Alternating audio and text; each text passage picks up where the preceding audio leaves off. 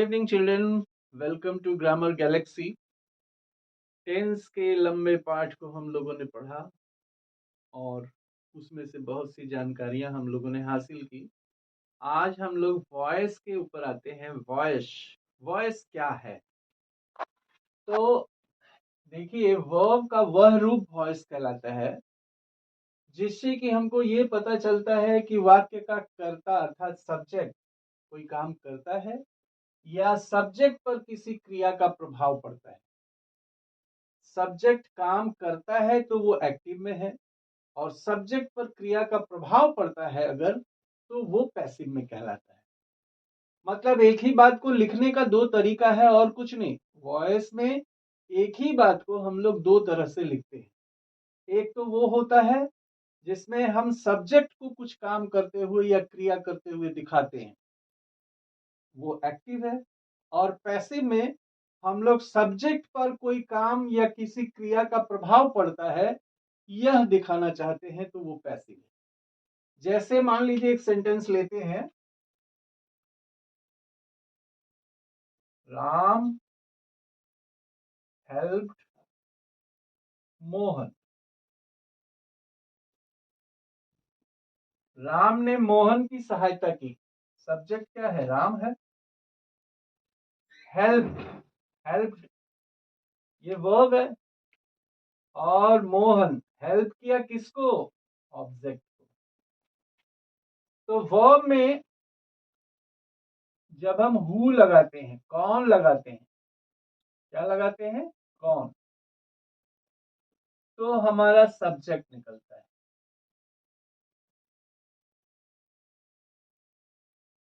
जैसे who helped, किसने मदद की? तो राम ने, सब्जेक्ट निकल गया। और वर्ब में अगर व्हाट माने क्या, और whom, whom माने किसको, ये क्या और किसको लगाते हैं तो हमारा ऑब्जेक्ट निकलता है। जैसे राम हेल्प मोहन, कौन हेल्प किया? राम ने हेल्प किया, सब्जेक्ट। किसको हेल्प किया? मोहन को, तो ये हो गया ऑब्जेक्ट। यहां जैसे मान लीजिए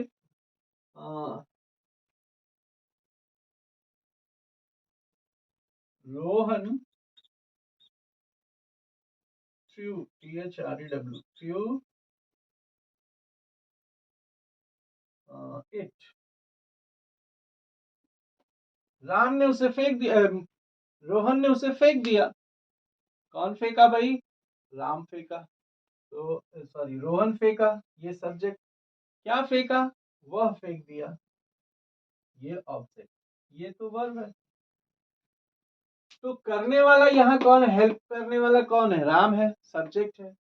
तो ये सब्जेक्ट है, इसका मतलब है कि कर्ता हमारा, सब्जेक्ट हमारा डूअर है। ये क्या है? डूअर।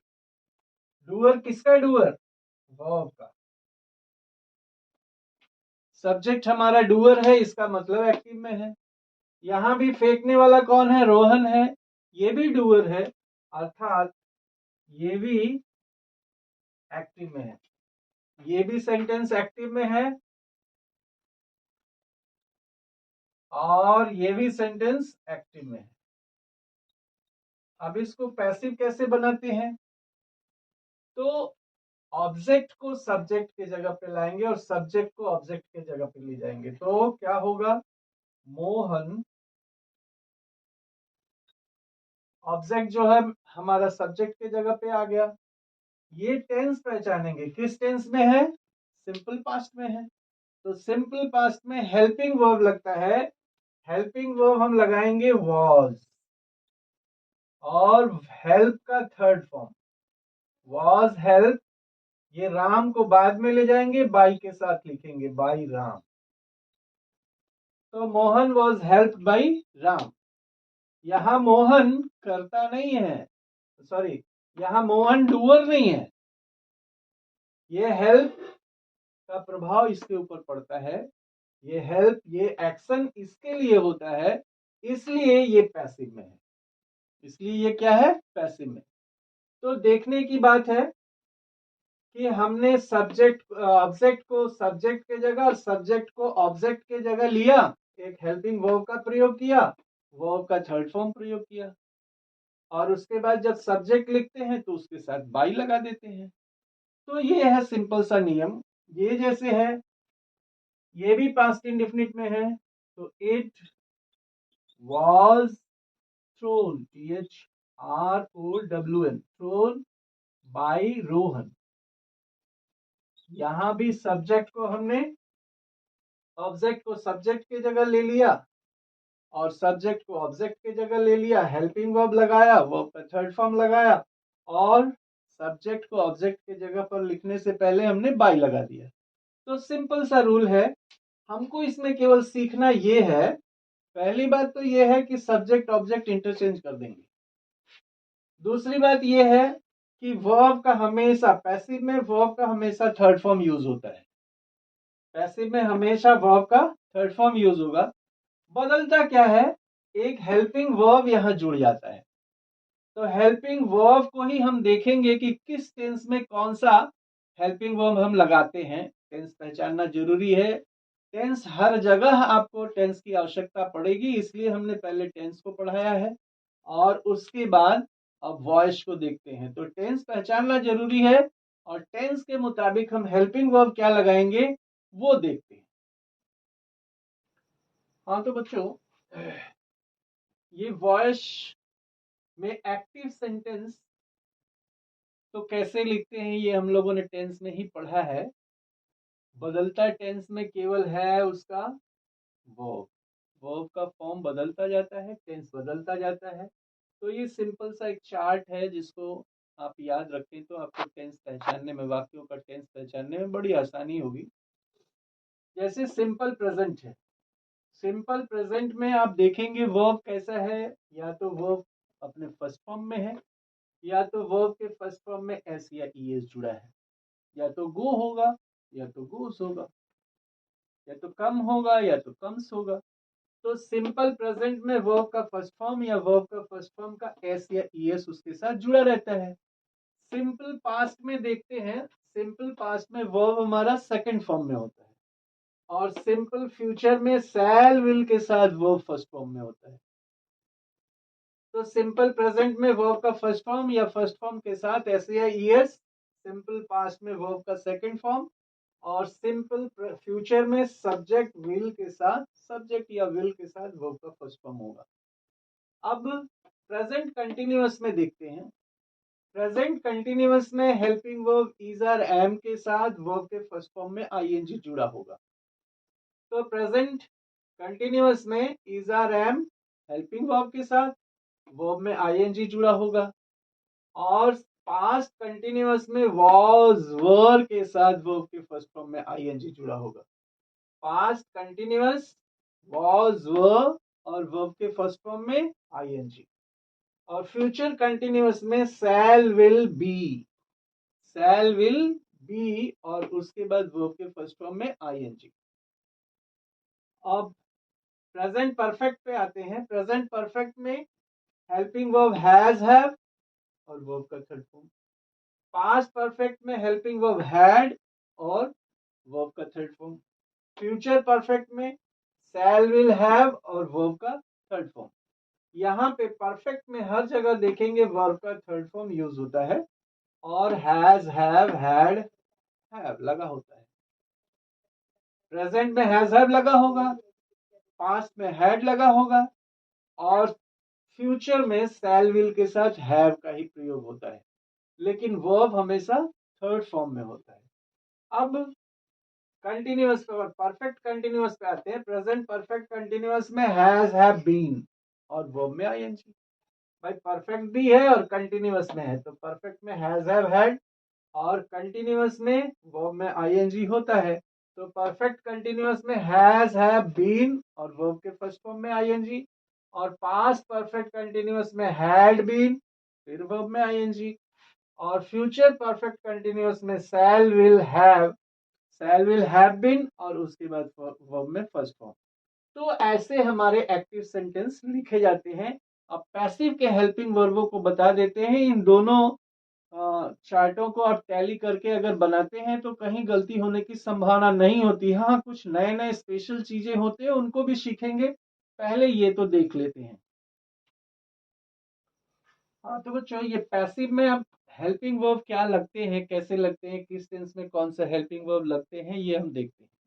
मेन वर्ब की जहां तक बात है, देखिए third form, third form, third form, third form, third form, third form, third form, third form, हर जगह थर्ड फॉर्म लगते हैं। खाली हमको याद रखना है हेल्पिंग वर्ब किस टेंस में कौन सा हेल्पिंग वर्ब डालेंगे। जैसे सिंपल प्रेजेंट में is are am helping verb है, उसके बाद वर्ब का थर्ड फॉर्म। सिंपल प्रेजेंट में इज आर एम और उसके बाद वर्ब का थर्ड फॉर्म। सिंपल पास्ट में वॉज वर हेल्पिंग वर्ब और उसके बाद वर्ब का थर्ड फॉर्म। और सिंपल फ्यूचर में विल शैल बी और उसके बाद वर्ब का थर्ड फॉर्म। प्रेजेंट कंटिन्यूअस में इज आर एम बीइंग और उसके बाद वर्ब का थर्ड फॉर्म। पास्ट कंटिन्यूअस में वॉज वर बीइंग वर्ब का थर्ड फॉर्म। फ्यूचर कंटिन्यूअस में बनता ही नहीं है। प्रेजेंट परफेक्ट में हैज है बीन, यहां बीइंग लगता है, यहां बीन, हैज है बीन और वर्ब का थर्ड फॉर्म। पास्ट परफेक्ट में हैड बीन वर्ब का थर्ड फॉर्म। और फ्यूचर परफेक्ट में विल शैल हैव बीन और उसके बाद वर्ब का थर्ड फॉर्म। और परफेक्ट कंटिन्यूअस में किसी में भी नहीं बनता है, तो चार जगह नहीं बनता है, चार टेंस में, फ्यूचर कंटिन्यूअस में और किसी के भी परफेक्ट कंटिन्यूअस में नहीं बनता है। खाली ये ही चार, मतलब 8 टेंसों में हमें याद रखना है और 4 टेंसों में बनता ही नहीं है, उसकी बात ही नहीं करनी है। एक मॉडल ऑक्सिलरीज वर्ब रहते हैं, उसको भी देखते हैं।